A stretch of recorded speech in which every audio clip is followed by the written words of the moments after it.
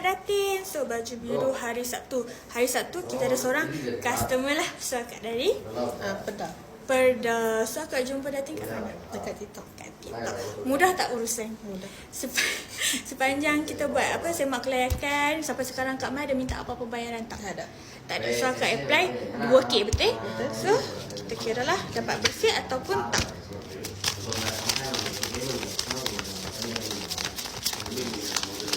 Okay, ni 1,000 Kak boleh kira lah.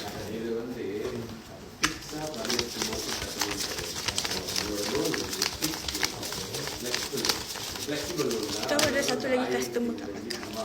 Ni 2,000. So tak ada deposit, dapat pun penuh, tak ada potongan.